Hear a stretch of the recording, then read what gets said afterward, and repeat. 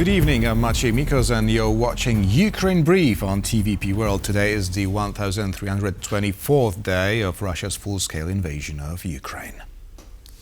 Russian attacks across Ukraine have killed at least 6 civilians and wounded around 30 in the past 24 hours. Moscow launched 122 attack drones, with Ukrainian air defenses reportedly intercepting 87 of them.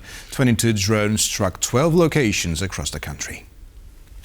In the northern Sumy region, 3 people have been killed and 2 others injured in nearly 50 Russian attacks across the area. All civilian deaths occurred in a separate attack as Russian forces struck with a guided bomb, an FPV drone and mortar fire. There have also been 2 strikes on the city of Sumy, hitting private houses and apartment blocks. It was very loud, very frightening. If I try to describe my own feelings, I instinctively jumped out of bed and ran all the way to the corridor. It was very close. So this is really a feature of this area. We suffer a lot from these explosions. Today morning, a Russian drone struck a civilian car, injuring a man and a woman, both now hospitalized. In the neighboring Kharkiv region, 1 civilian was injured as Russian forces struck local communities with guided aerial bombs and drones, according to the regional governor.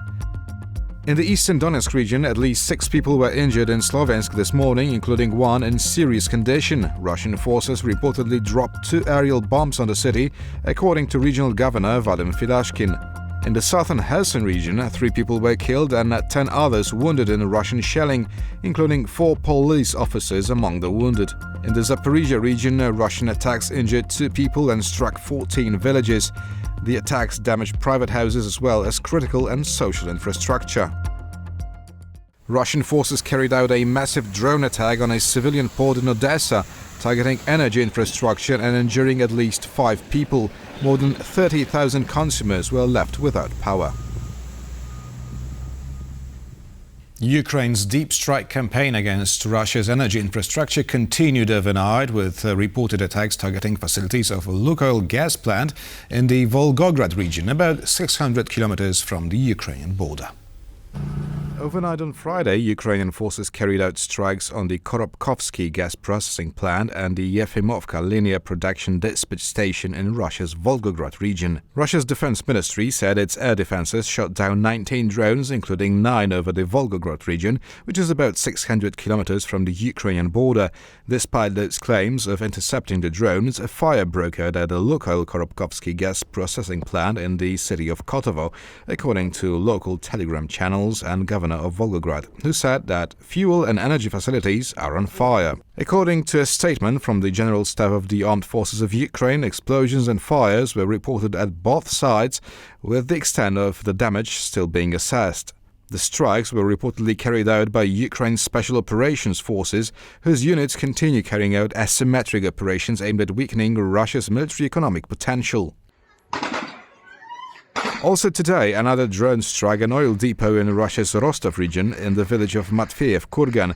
Footage emerged on social media showing a drone flying and then striking the depot, where a large fire broke out following the attack. The oil depot is located 150 kilometers from the Ukraine-Russia front line.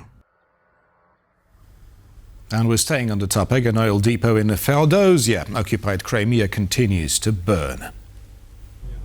This footage, which emerged today on social media, shows a completely obliterated oil tank still burning, with firefighters trying to put out the blaze. The biggest oil depot in occupied Crimea is burning already for the 4th day in a row. It was attacked by Ukraine's army on Monday. Ukraine's President Volodymyr Zelenskyy on Thursday spoke to Andrej Babiš, leader of the Czech Republic's ANO party. This was their first conversation since Babiš won last weekend's parliamentary elections and began talks on forming a coalition with right-wing parties that are pledging less support for Kyiv. Zelenskyy said Ukraine valued its strategic partnership with the Czech Republic and its support for Ukrainians during this difficult time. "We are working to make cooperation between our countries increasingly productive," he wrote on X. "I am glad that he contacted me and described the current situation," Babiš said on X after the call with Zelenskyy. "We also agreed that if everything works out, I will visit Ukraine next year." Czech President Petr Pavel has urged parties to continue the ammunition program, which had delivered 1.5 million shells in 2024 and is largely funded by Western donors. Andrej Babiš, however, criticized the scheme as overpriced and opaque, though he said it is good in principle and suggested moving it under NATO. Slovakia and Hungary should stop buying Russian oil, and Europe should use frozen Russian assets to provide aid for Ukraine, Polish Foreign Minister Radosław Sikorski wrote on social media. The only way to force Putin into negotiations is to make him realize that he will escape the mistake that was the full-scale invasion of February 24, 2022.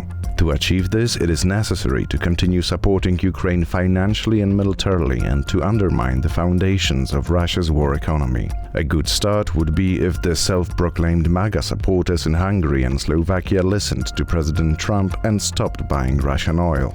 The next step should be to use the over $200 billion in frozen Russian assets in Europe to provide aid to the victims of Putin's aggression. And that's all from Ukraine for now. Thank you for watching and stay with us for more here on TVP World and tvpworld.com.